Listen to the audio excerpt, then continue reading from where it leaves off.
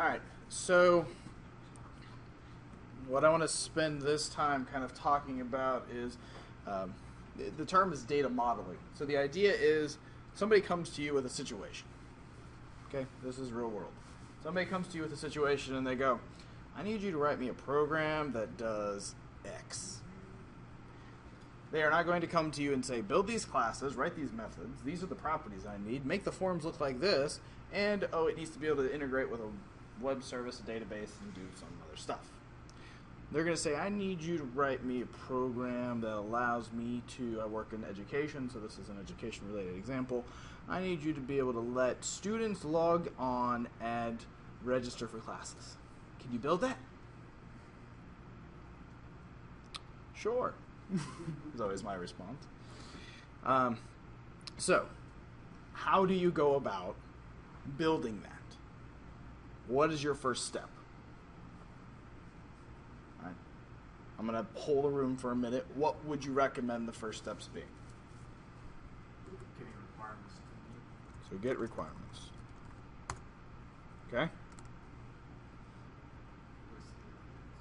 List objects. So I'm going to say that as identify and list objects. Okay?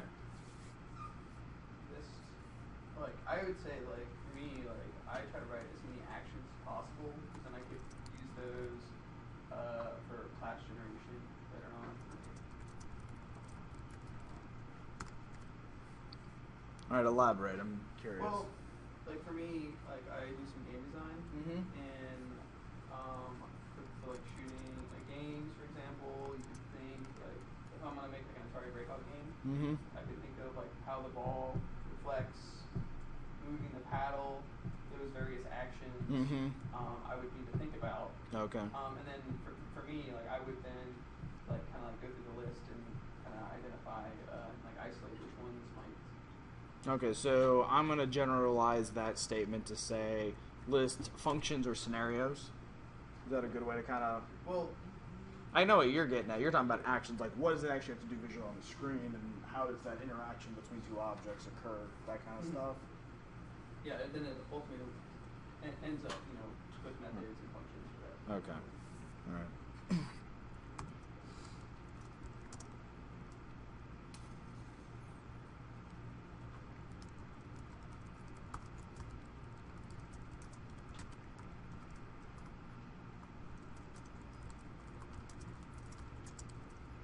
Okay.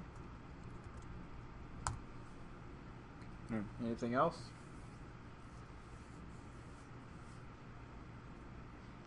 All right, if I came to you and said, write me tic-tac-toe, let's go a little simpler.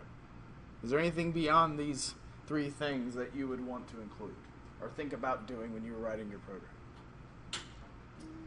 Who will be using it? Who will be using it? Okay.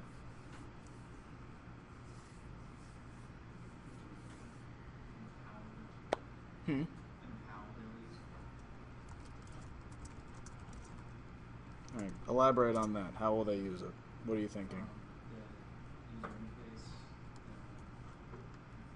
there needs to be login information.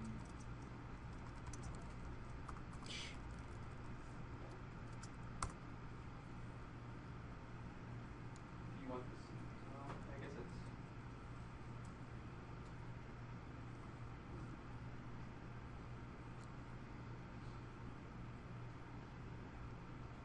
What does it need to interact with?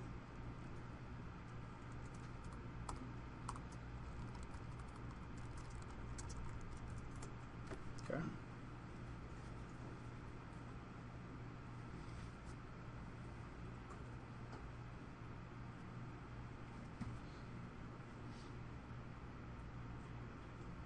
Okay.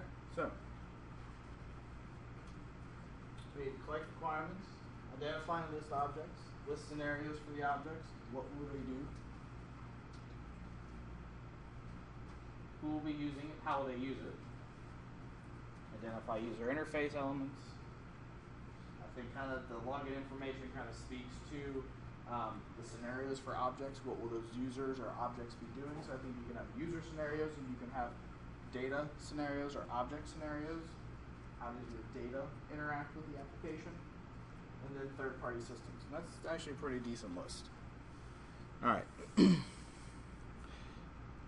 So what I want to focus on today are these two things. Get requirements, and then identify and list objects. All right. In doing these first two steps, especially getting requirements, that's kind of broad. But that helps you get a sense of what are you dealing with? What kind of data are you interacting with? What kind of information are you going to be working with? So whether you're crunching data, pulling it from a database and doing these kinds of things, or you're dealing with building things like a game, then you're having to model out physical things on the screen. You have to identify how do those pieces interact with one another. How do you do things like spawn elements when the user selects actions to do on the screen? Are those objects, those items on the screen basically, are they then becoming, my video's done. Are they then becoming somewhat autonomous? Do they do the work independently of the other pieces in the system? Are they relying on triggers from other things in the system? How does all of that work and fit together? Is there information that's passed from one unit to another unit? Are they related in some way? Those are all things you need to start to think about. Quite often, I like to map them out. For this, we'll start off kind of slow. All right, so let's go on. Well, we'll just drop these to the bottom. So we're going to say, so what's our scenario? Our need. Create an application that allows students to log in. No, I'm sorry. To schedule courses for next year. Okay? So this is something that you guys should be familiar with. You had to go in and schedule for this class, right? Pretty common scenario as a student. All right. So, and again, I'm polling the room for this. And I like to think of things as data, and I think that's just because of the scenario, the way that I work and the job I have. But what data or items is involved in this need? Okay, so that's the question. So I'll start. We have a student. What other data is involved? Course name. Okay. Password. Probably date, well, because you're gonna filter out for specifically next year. So I know that some courses you might be able to view in advance. I don't know. So that's date as it pertains to the course, like when is the course being taught? Yeah. Okay. Because you specifically said for next school year, so. Okay. So course availability. Course description. And so student, we have like first name, right? So maybe let me be more specific.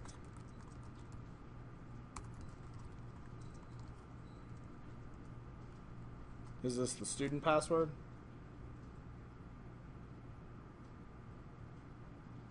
Nope. Nobody's wrong. I'm just asking. Yeah. Somebody threw out a password, so I'm just trying to figure out if that's where they were going. All right. Prerequisite. Prereqs. Is it full or not?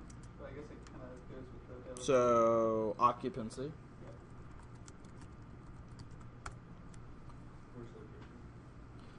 Course location. Ooh, call numbers. For the course or for the student?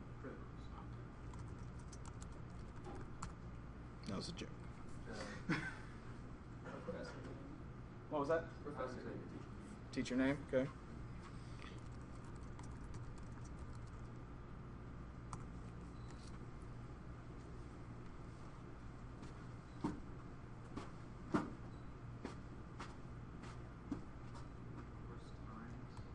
Course times.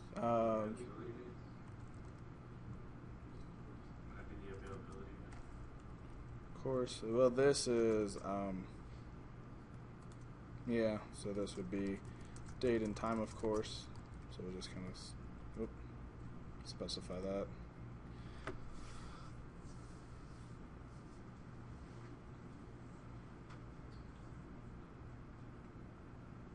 Okay.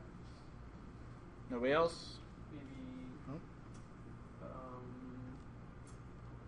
timeout, just because it probably involves sensitive information. It's always good to put some type of escape class, like if you put your information, type in your password, and you're like, I don't know. I guess that's maybe not so much. Like, No, I'm thinking. So you're talking about like security-wise. I log in. My session only persists for so long. Yeah. Okay. So that would be settings. Maybe we'll think of them that way. And then one of those settings would be session length in minutes. Okay, I'm good with that. Roles. User roles. Okay.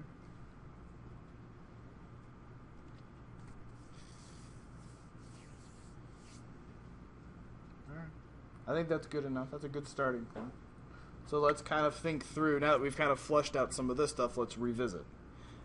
Thing I always like to do first is, and you'll notice I did this intentionally, is I have student this, student that, course this, course that. Let's group them together.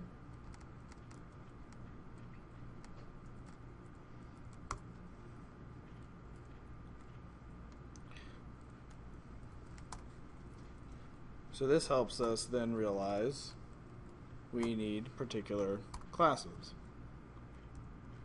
such as the student class. Who's that guy?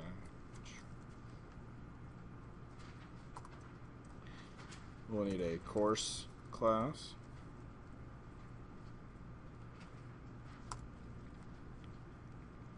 We'll need potentially security class.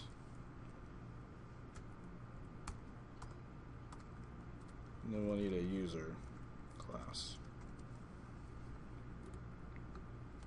Okay? Does that make sense? So then if we do that, we can drop student here. We don't need student on each one of these. We'll leave student ID, password, course name, availability, description, prereqs, occupancy, location, call numbers, teacher name. that was something that we completely forgot. Ha! Register class. Oh, it's something that represents a course registration? The actual physically registering class, because if we're scheduling classes, what's the point of creating a program that doesn't actually do what we intended? Okay. So what data do we need to collect or store when we're actually handling a registration? Well, that's going to interact with all the other information. Okay. So let's think about this way then. What primary elements do you need for registration? All right, we've now created these classes. We have a student class and a course class.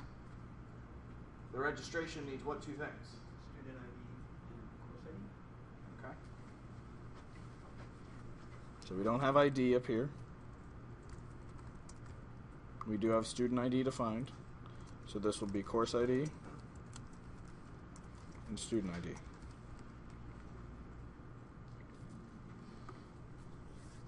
Okay.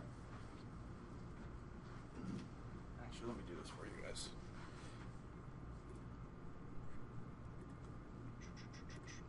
Nope, that's not it. Page layout, columns, two columns. There. Just kind of bring it all on one screen. All right, so we have a student, we have a course, we have registration, we have some security settings, and then we have the user, which technically we have user roles. So really what we have here are roles, right? So we have a user, we have roles, and then we have something that is the user role association, right? This user has this role.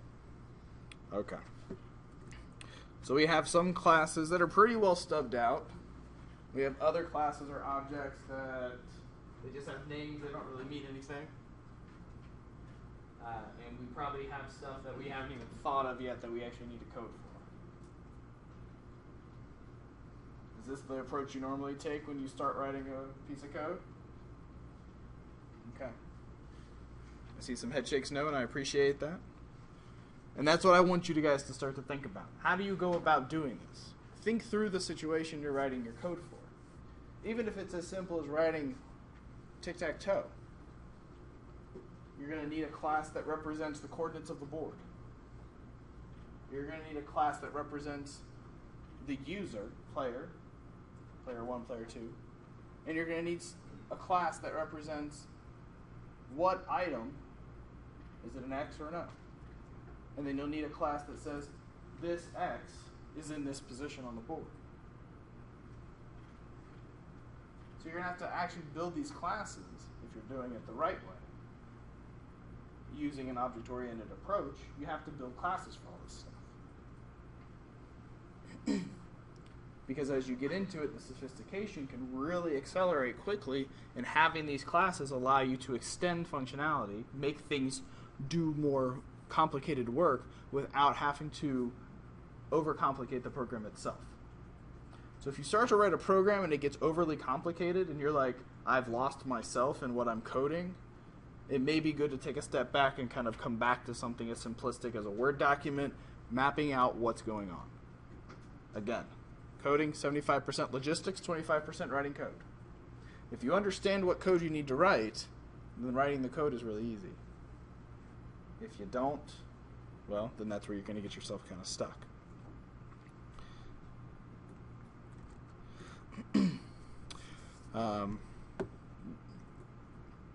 For what it's worth, I'm just going to share this with you as well. Project I stayed up for, and I was doing, me and my co-workers spent over 100 hours on this last week. That application, and this is a terrible way to measure code, but we wrote over 2,500 lines of code in the last 8 weeks. So being able to sift through and manage and understand 2,500 lines of code requires you to go to this level, this degree of organization. I mean, there were times where we would get halfway down the path of writing something and all of a sudden we go, what does that do? Where does that go? Because you just get so into it. We always talk about you got your blinders on. Like you're in the middle of writing this thing, whatever it is, and you totally lose track of what the overall objective is. So having these kinds of documents, as minimal and as, writing it on the back of a napkin they may seem, they're really important. So as you're going through doing this term project, I'm going to help you through this. That's what this first assignment is about, is kind of making you think this way about what you're doing. Okay? All right, so we have these classes. We have a student, a course, registration, security, user, roles, and then this user role association, whatever that kind of looks like right now. Is there anything else that's got you're going, oh, yeah, we need that? Just thinking down the road when it comes to inheritance, it feels like, looking back at it now, it almost feels like you should do user ID and then later branch down to what you're interested in. Mm-hmm. But that just be Okay. I don't think that's a bad statement. I think there's some coupling and decoupling you have to consider. Making the user a student, they may not be one and the same necessarily. You may not inherit from user into student. Okay? But I like your thinking. You're thinking along a good path. All right, but you did make a good point as well. So what do we need under user? User ID.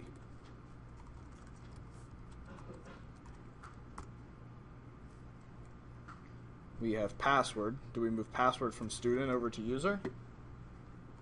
Right? Is user ID and username the same? Not necessarily.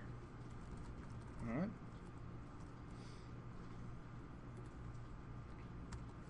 The only reason why I thought that, because you have roles, and that's kind of why I was thinking, like, Oh, like whether this is a student or a teacher, and have that be the role. That's kind of that's what I think of when I think of roles. Okay. But He I said don't know, roles. that's just- Right. Is that what you were thinking? Yeah, like student, teacher, and Okay. feel that. adjunct professor. Okay. So one of the things that I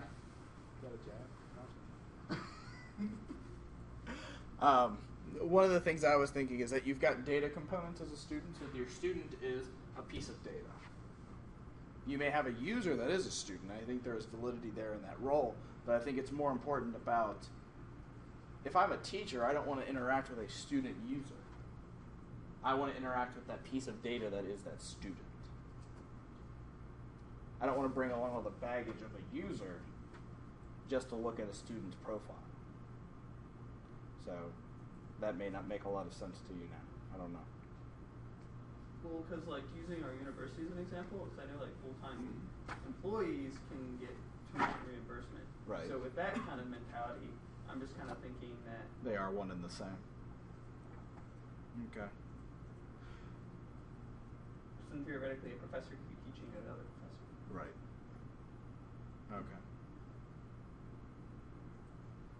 I agree. I'm not going to make it that complex right now. Sorry. But no, I'm with you. I get what you're getting at, and that's good. So I'm totally on board with what you're saying. So I don't want you to feel like I'm blowing you off. I totally get what you're getting at.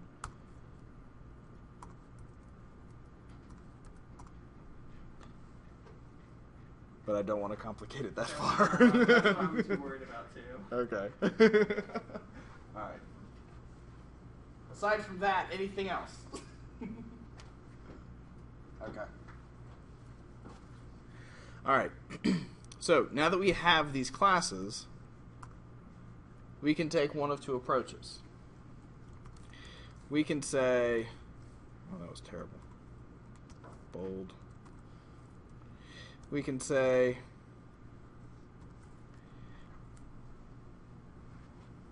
so we have these things.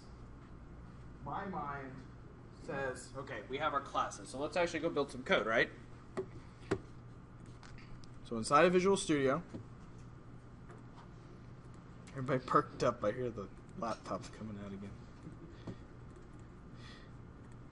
I'm going to go to my project, my week 1 app. I'm going to right-click, add, and what I like to do is any classes or models, you'll hear me kind of interchange those two words. Any models that I build, I like to put them in the models folder. Any classes I build that are representative of data or actions or things that are happening in my program that aren't forms, I create a folder for models. So, again, right-click on the project, go add, new folder. It'll create a new folder in the project. You can name it whatever you'd like. Inside of the models folder, I'm going to right-click, add a class. I'm going to call it student. Just so you know that you also get these templates for just about anything you add to a project. We have project templates, and then we have item templates. So class is the one that we're working with. And I'm going to name it student. So by choosing that template, Visual Studio will generate for me a class template called student.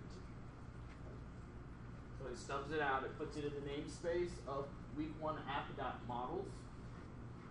Week1app.models. It's a student class student, student.cs. Inside of this class,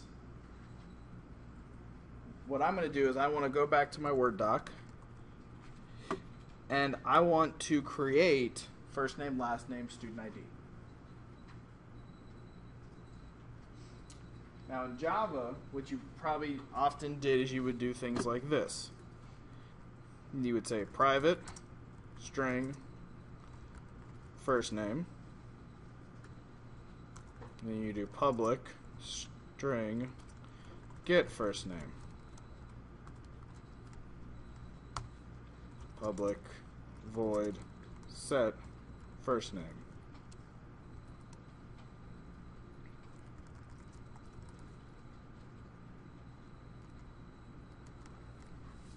and then you put some code in the curly brackets, right? Get would be something really ridiculous, like return first name, and then this would be first name equals f name. Right? Make that a little bigger.